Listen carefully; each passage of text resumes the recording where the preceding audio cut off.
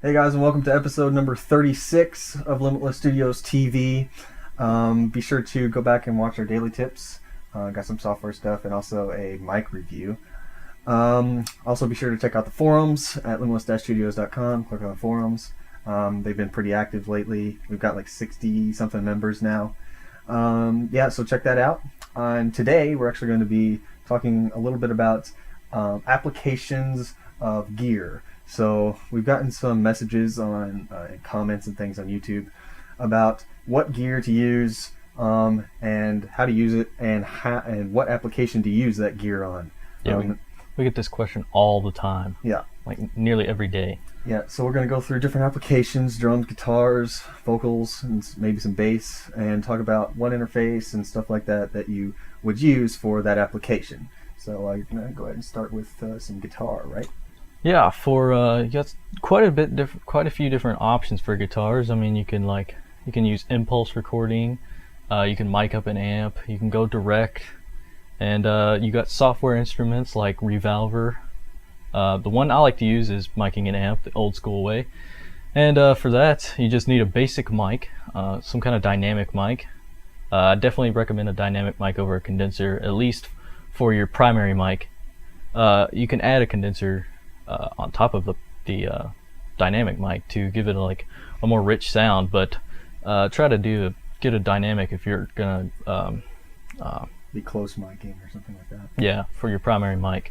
So the one I use is actually an SM57. That's a pretty much industry standard mic. There's others out there. There's Sennheiser.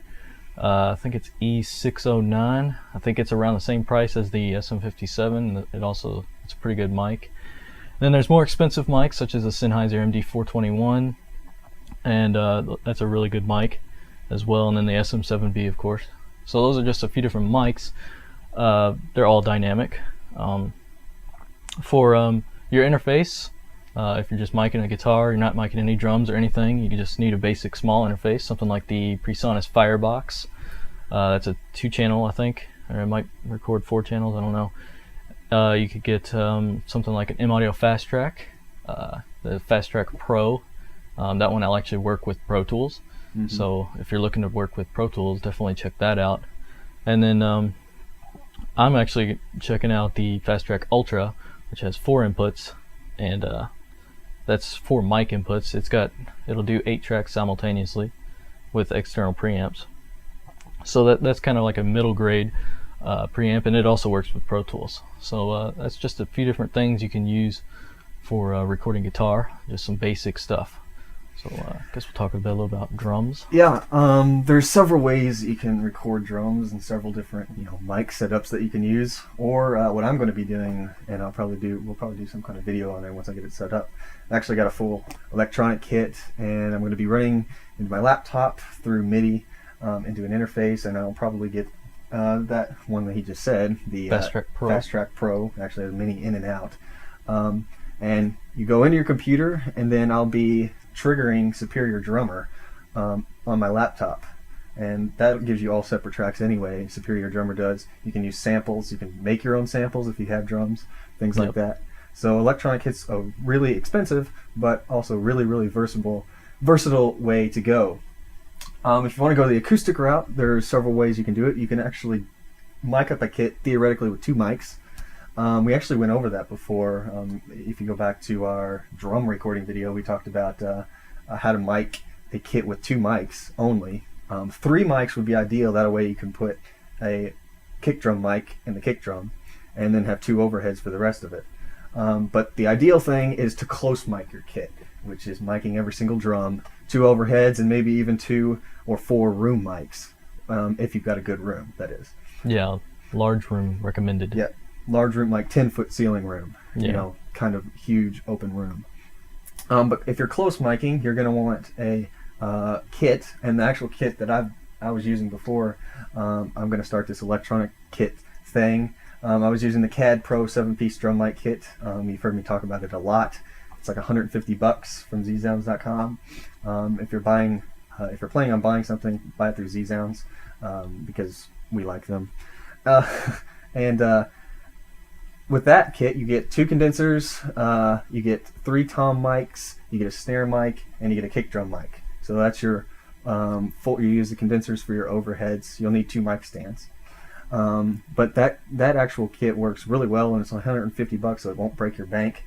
There's also other kits you can buy, like yes. Shure has a mic pack. I think it comes with the 3 SM57s. Yeah, and a kick mic, right? And a kick mic. The Beta 52. Yes. One of the best mics I've actually heard is the Audix D6. Yes, that's a very nice mic. That is an extreme. I think it's $200. Yeah, I think it's $199. It's made out of aluminum. It's a very nice mic.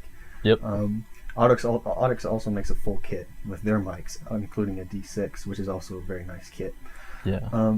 Interface wise, you're going to need a interface if you want to record everything on separate tracks, which that's ideal for drums, especially during the mixing stage. Yes. You could get a mixer and run into just a 2-channel USB interface.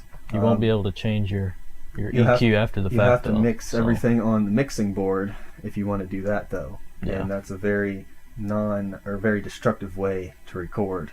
But interface wise, you're gonna want something like a PreSonus FirePod or Fire Studio, which is the new one, that has 8 mic preamps, and that way, and it has phantom power already built in, so for your condensers and things like that. And then that goes FireWire into your laptop or desktop, and that will record 8 separate tracks. So all of your drums will be recorded on separate tracks that way. Another interface you could use was the Sapphire 10. Sapphire Pro 10 input output. Yeah, that actually does. That's the same thing as FirePod, but it has better preamps. Yes. And it's same price, also $400, correct? Yes, it's $399, and it's also FireWire. Yep. And then another thing you could use would be if you have a desktop and you want to go a PCI route, you can use the M-Audio Delta 1010. But you can only use that if you have a mixer that has direct outputs or something like that, because the inputs on the back of the M-Audio Delta 1010 are 1/4 inch. It doesn't actually have a preamp.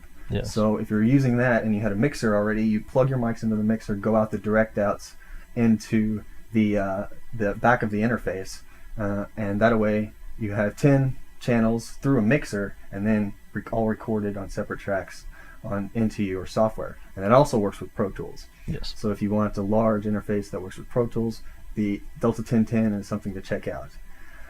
So that's just some basic interface stuff for drums, different ways to mic, and it's also more expensive than guitar for a full mic kit and interface and things. But I mean, if you want the best sounding drums, that's the way you're going to need to go. Also, when you record everything on separate tracks, you can use drum replacement. So if your snare doesn't sound that great, you can go online and get different samples and things like that, and actually change the sound using something like a Drumagog or Aptriga that he actually did a review on in a daily tip. You can go back and check that out, and actually replace all of your drums if they don't sound that great, but you have everything mic'd up on separate tracks. So that's another versatile thing that you can use with a close mic'd kit. Yeah, and then also, if you don't have a very good sounding drum kit, you could trigger your drum kit with actual triggers. D-Drum makes some really nice triggers, and they're actually not too expensive. Mm-hmm. And you just plug those into your mixer or your preamp and set the levels accordingly, and then you can trigger with Drumagog and replace the sound samples. Yep. It's a very nice way to go. So I guess we'll move on to bass. Bass is actually pretty simple. Yes. Yeah. Or at least we find it's pretty simple. With the SansAmp DI box, you can get some great bass tones, and it's very simple to use.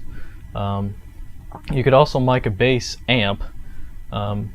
You'd probably want a pretty decent amp to mic that. Ampeg or Mesa. High watt. Yes. Those are really nice. But you also want to mic it with a bass drum mic. Yeah, kick drum mic.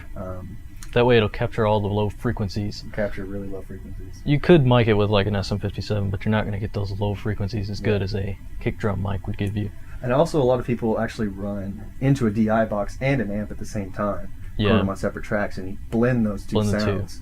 And you can get some pretty nice stuff that way. Great sounding stuff. And actually, I read where Lamb of God actually mic'd the actual bass guitar. Oh yeah, the bass, the strings. Yeah, the actual strings to get that the actual pick noise. Yes. They actually put a mic in front of the bass strings and then blended the DI, the bass amp, and the actual mic in front of the bass all into one track. Yeah. So there's plenty of things you can do with bass. Uh-huh. Because if you go DI with guitar, it's really not going to sound that great unless you reamp or Yeah. go into something like Revolver or Podfarm. Those are the only two that I've heard that are decent sounding actual virtual instruments. Yeah, Revolver I found sounds best, Uh-huh. in my personal opinion. Yeah, and definitely if you're going to go that route, to buy a decent DI box, not just go into your instrument input on your interface or whatever, because you're going to get a much better, more detailed sound out of a DI box than you would out of the instrument input. So Yes. definitely go that route if you're going to use a modeling software such as Podfarm or Revolver. Yep. And then I guess we could talk a little bit about vocals. We did a full vocal video. Yeah, it was But, actually really good too. Yeah, people actually like that vocal video. Uh-huh. You're going to need a nice mic, a nice condenser mic. Yep. Large diaphragm condenser mic. We showed you the MXL 4000. That works great, we found. Rode NT1A? Yes. Yeah, that's the one. Rode NT1A actually works extremely well as drum overheads too. Yes. I believe you can actually get them in matched pairs. Yeah, and then you can get Rode NT5s too as Yes. well. They're a little bit more expensive though.